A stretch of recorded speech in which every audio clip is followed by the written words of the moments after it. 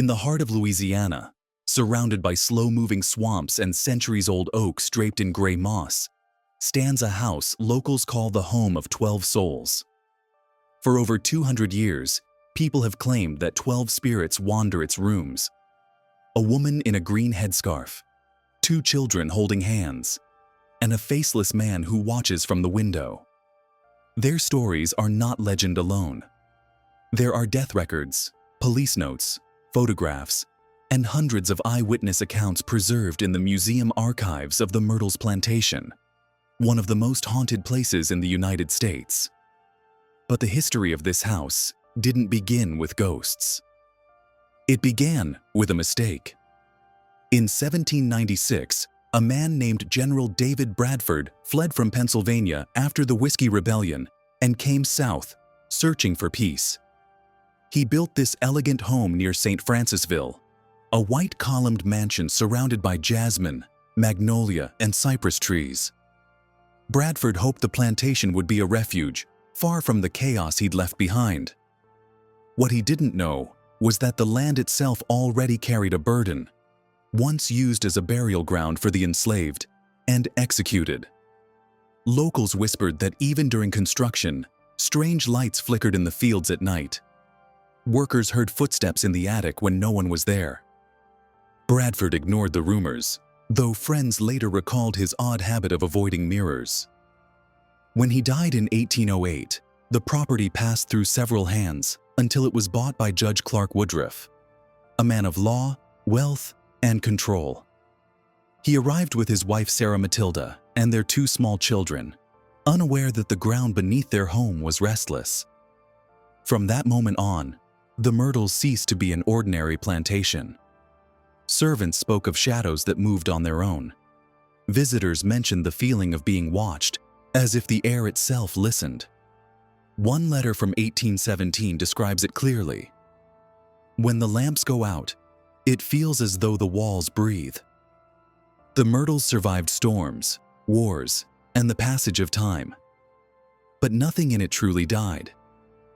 Every tragedy left a trace, a faint sound, a stain on the wood, a whisper in the dark. By the time Judge Woodruff's carriage rolled through the gates in the early 1820s, the house already had a memory.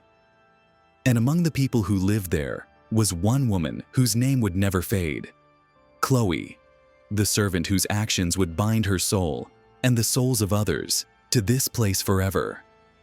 Even today, tourists who stay overnight report the same thing. When the lights go out and the silence deepens, a scent of jasmine fills the air, and in the old mirror of the grand hall, a woman's reflection appears, calm, still, and watching. This is not folklore. This is the Myrtles Plantation. And to understand why this house never sleeps, we must return to the day Chloe stepped inside. In the early 1820s, the Myrtles Plantation welcomed a new master.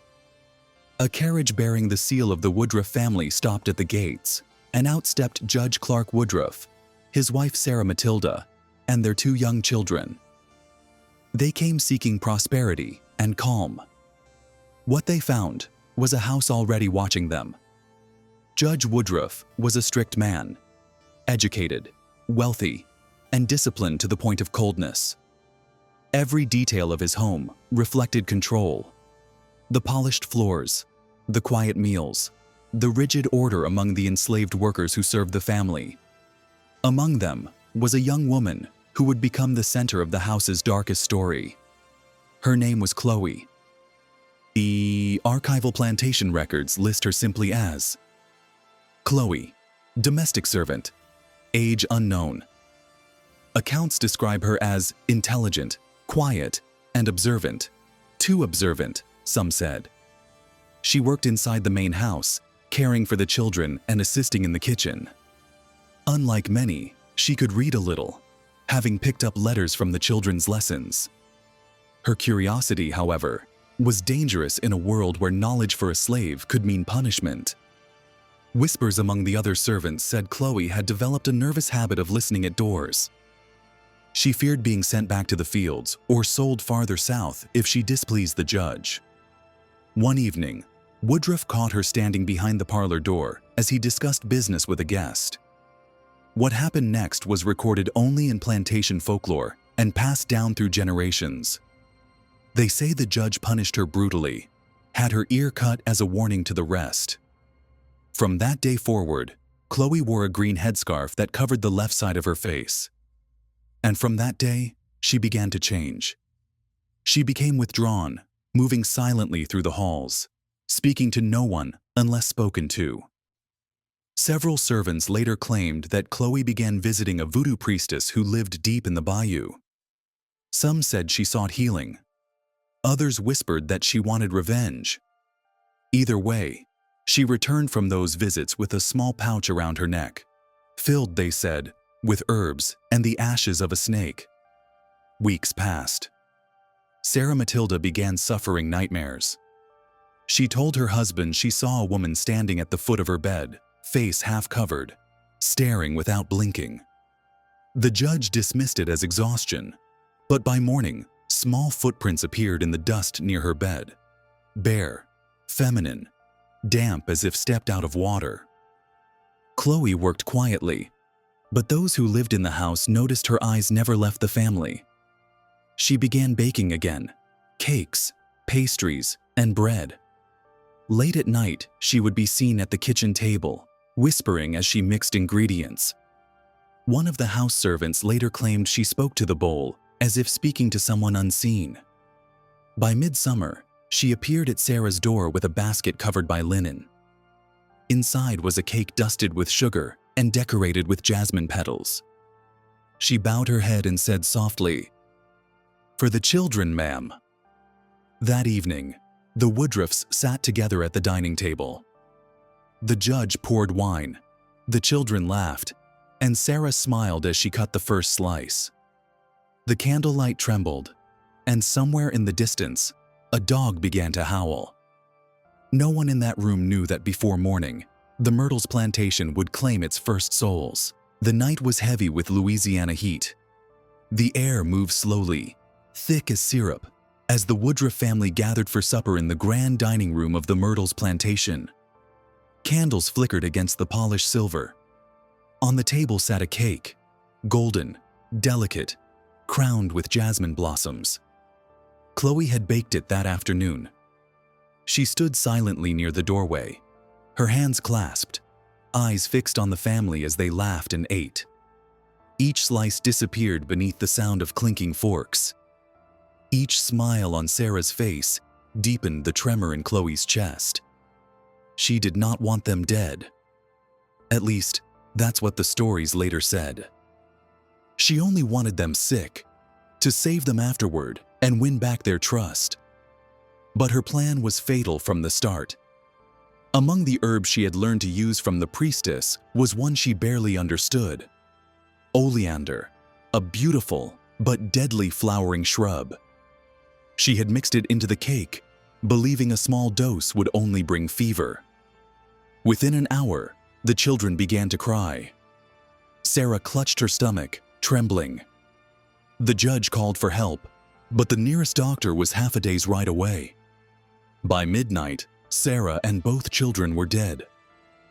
The plantation's record book for that night reads plainly: Mrs. Woodruff and 2 minors deceased. Symptoms consistent with poisoning.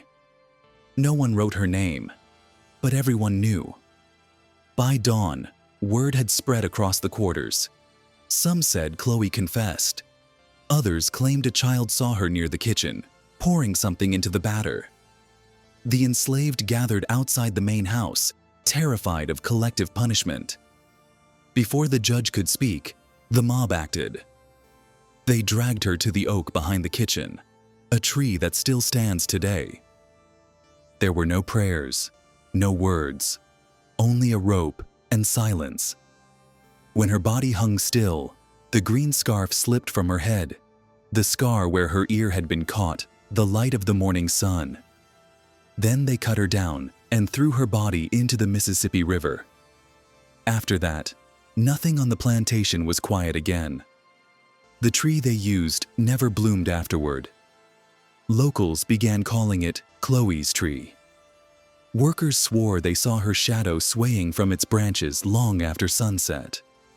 In the house, mirrors began fogging over on their own, and faint handprints appeared on the glass, small, childlike. Weeks later, visitors claimed they saw a woman's reflection behind them in the parlor mirror. She stood close, too close, but when they turned, there was no one there. Servants covered the mirrors in black cloth, hoping to trap the souls of the dead. But the stains kept returning, dark and shapeless, as if burned into the silver backing. Judge Woodruff sold the property and left Louisiana forever. The house remained silent, but the silence was deceptive. Those who dared to stay inside at night spoke of hearing a woman's humming from the kitchen, followed by the faint smell of baked sugar and flowers. In the years that followed, the deaths of Sarah and her children were recorded in church archives. But Chloe's name was never written anywhere. No grave, no marker, no date. Only a shadow at the edge of the mirror and the soft scent of jasmine that always seems to appear before a storm. After that night, the Myrtles Plantation fell into a silence deeper than mourning, the kind that feels alive. Judge Woodruff abandoned the property within weeks, leaving behind furniture, servants, and an unease that would never lift. What happened after Chloe's death became the seed of a curse whispered through generations. The enslaved believed her soul never left the grounds. They said she walked the fields at dusk, her green scarf fluttering in the wind, her eyes open but empty. No one dared to say her name after sundown. Those who did claimed to hear footsteps behind them, soft, dragging, always stopping when they turned. The oak where she had been hanged became a place of fear.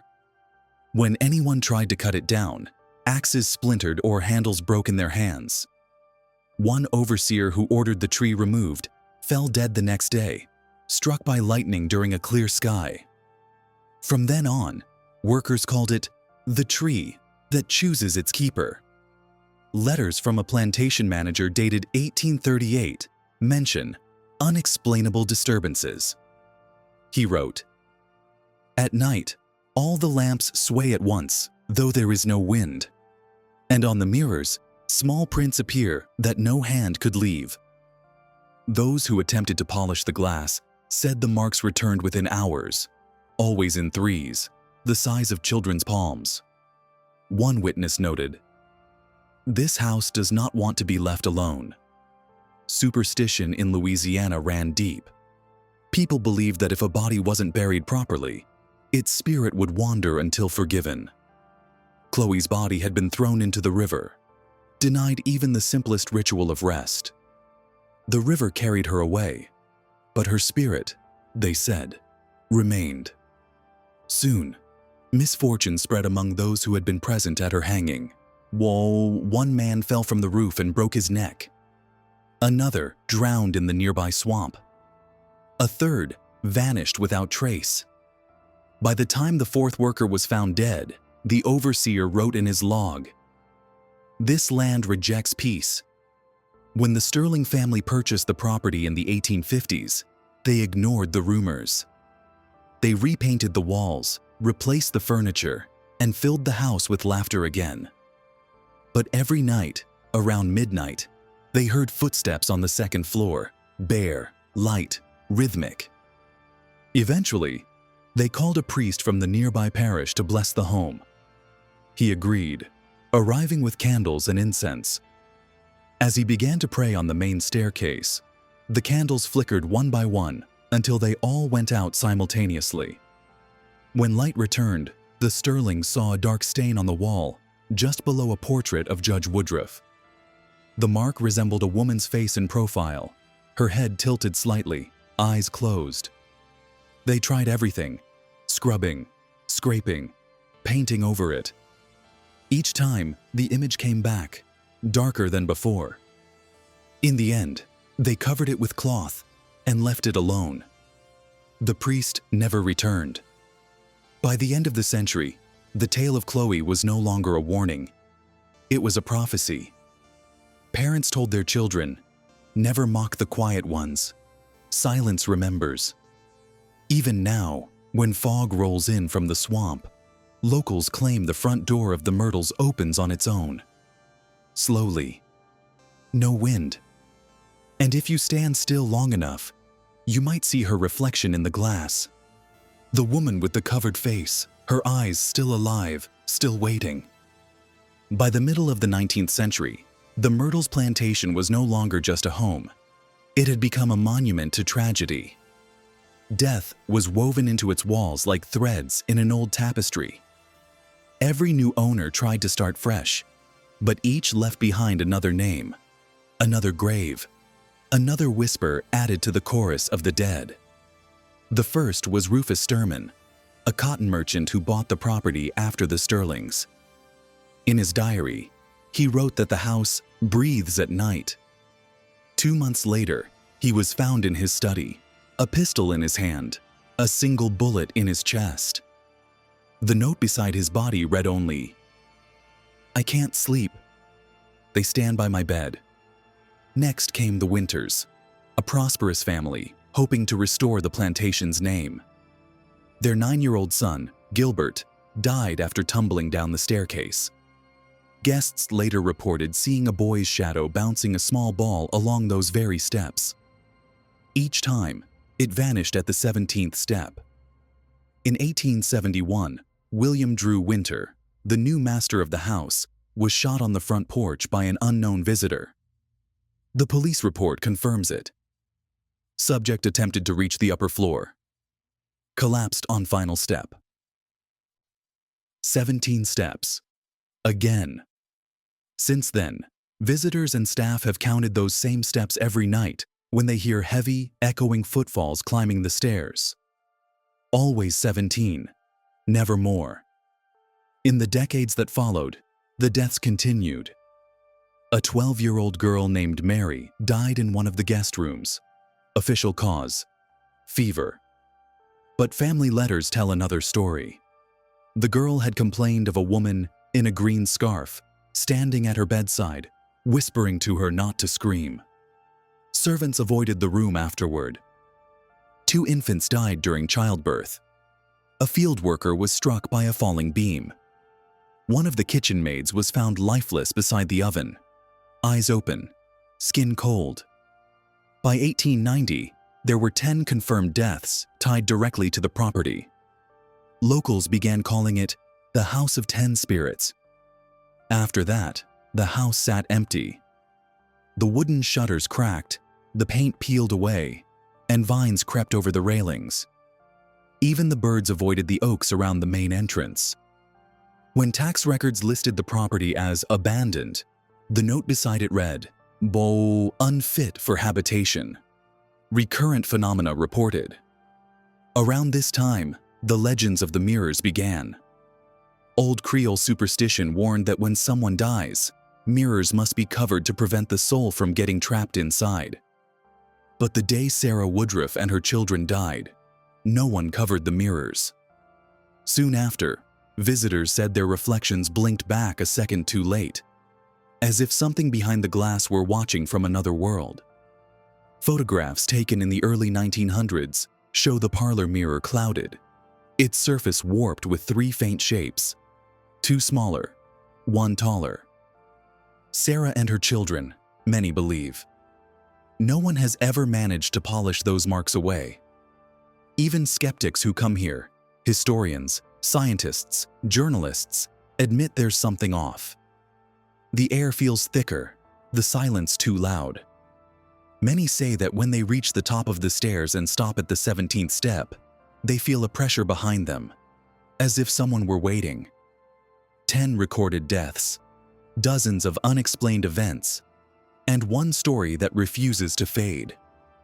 As one guide tells visitors today, 10 souls are written in the records. The rest? The house keeps them. By the end of the 19th century, the ghosts of the Myrtles Plantation had already become part of local folklore.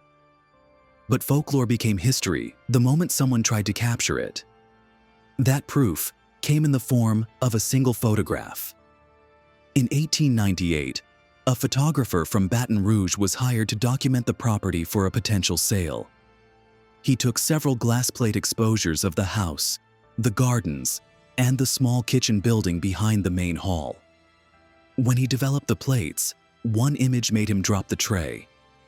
Between the two buildings, half in shadow, stood a woman. Her body was faint, almost translucent, her head slightly bowed beneath what looked like a green headscarf. None of the workers present remembered seeing anyone in that spot. The negative showed no scratches, no flaws.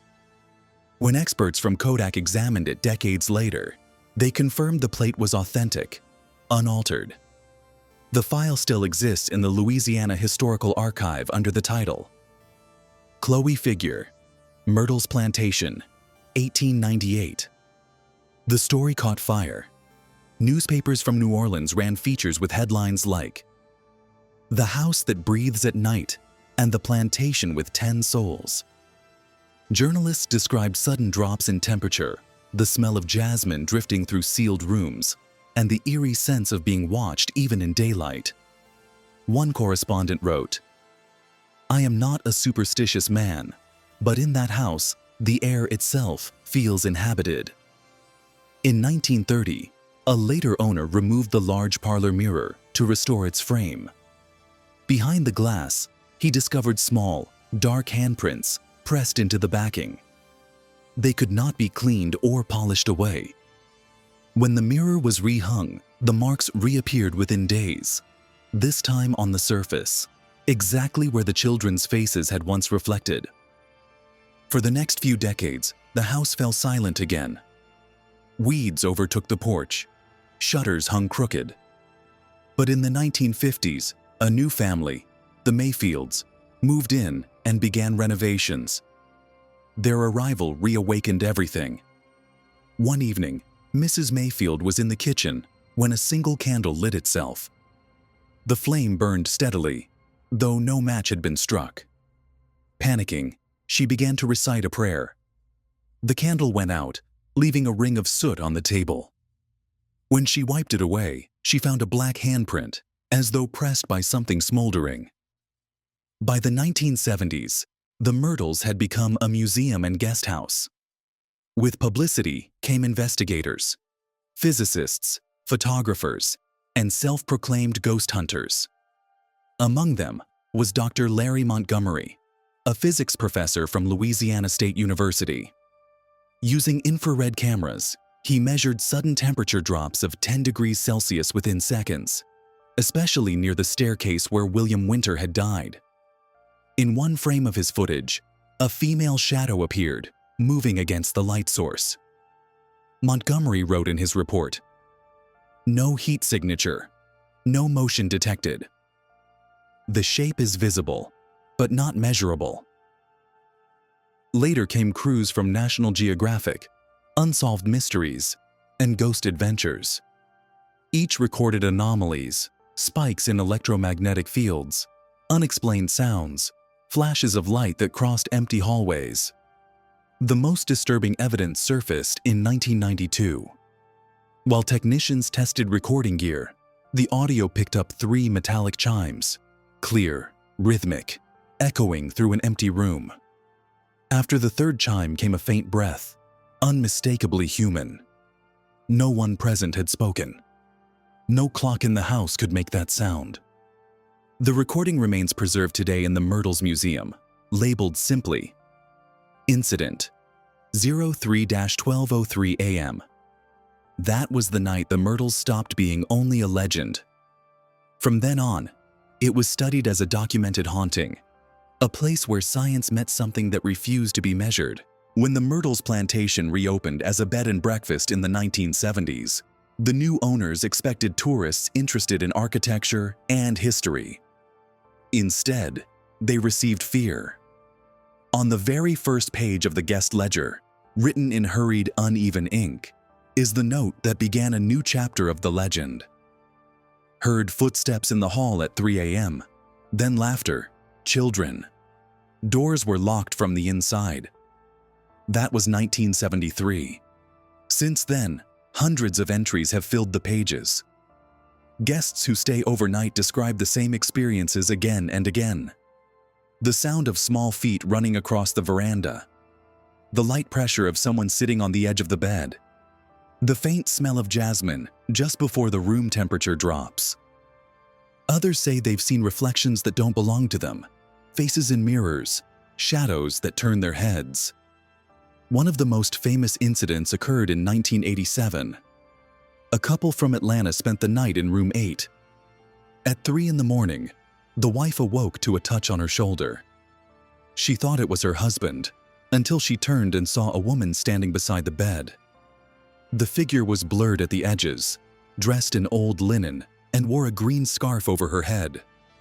She held something, a small lantern or candle, and watched silently before fading into the dark. Moments later, the room filled with the perfume of jasmine. When staff checked the room the next morning, they found on the windowsill a wet print of a child's bare foot.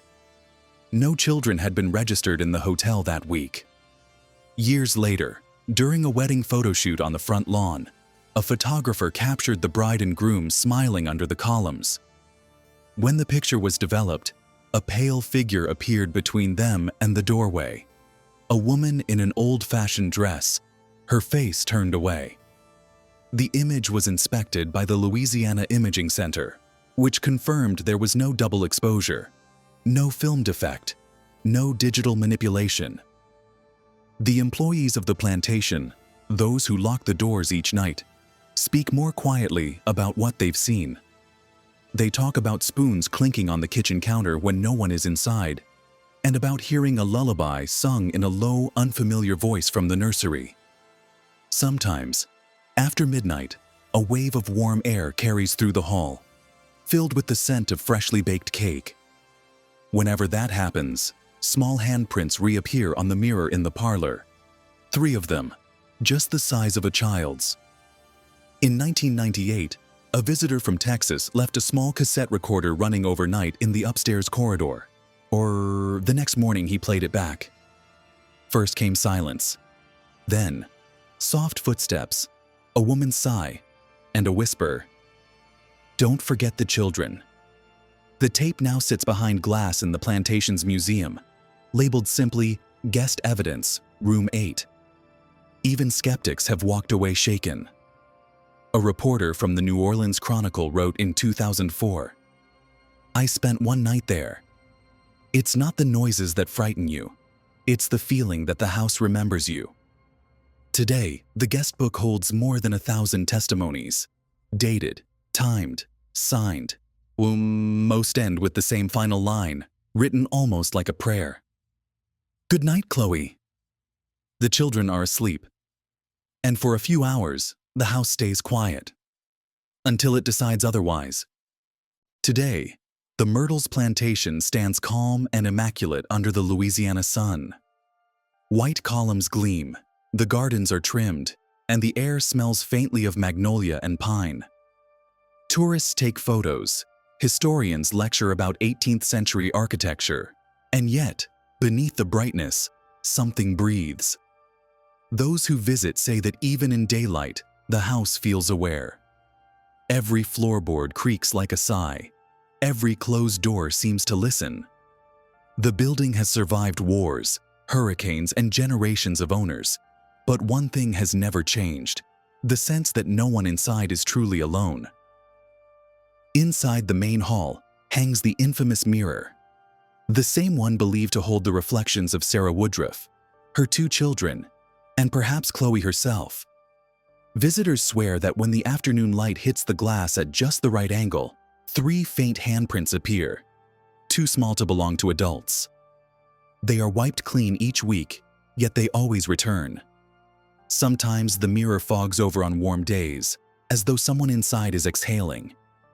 The plantation now operates as both a museum and an inn. Guests sleep in antique 4-poster beds, unaware that beneath the floorboards lie centuries of recorded deaths, 10 of them official, many more whispered. In the archives are police reports, death certificates, letters, and scientific studies, each confirming that people really did live, die, and vanish within these walls. No paranormal proof is needed. The tragedy is real enough. Still, researchers come. They bring infrared cameras, motion sensors, and EMF meters. They record sudden cold spots that last seconds, the unmistakable smell of jasmine before a storm, the way the air pressure dips on the 17th stair. They call it environmental anomaly. Locals call it Chloe's breath. In 2012, the Southern Ghost Research Group set up thermal cameras throughout the house. At midnight, one lens captured what appeared to be a woman stepping out of the children's room. She moved slowly, her dress brushing the floor, her head wrapped in something green. The figure crossed the hall and vanished. When shown the footage, an elderly woman from St. Francisville looked once and said, "That's her. She isn't angry. She just can't leave." Today, the Myrtles Plantation is one of the most visited haunted locations in America.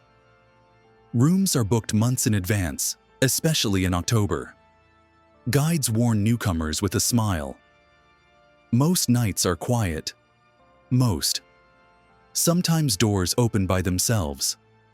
Sometimes the piano in the parlor plays a single note. And sometimes, at dawn, the faint smell of cake and flowers drifts through the halls. The staff no longer reacts. They simply whisper, "Good morning, Chloe." Every October, as Halloween approaches, the crowds grow. Some come for the thrill, others for proof. Oh, but a few come just to stand on the porch and listen. To the wind moving through the moss, to the silence between footsteps. Because here, silence has weight. Here, memory is stronger than death. The Myrtles Plantation remains beautiful, timeless, and awake.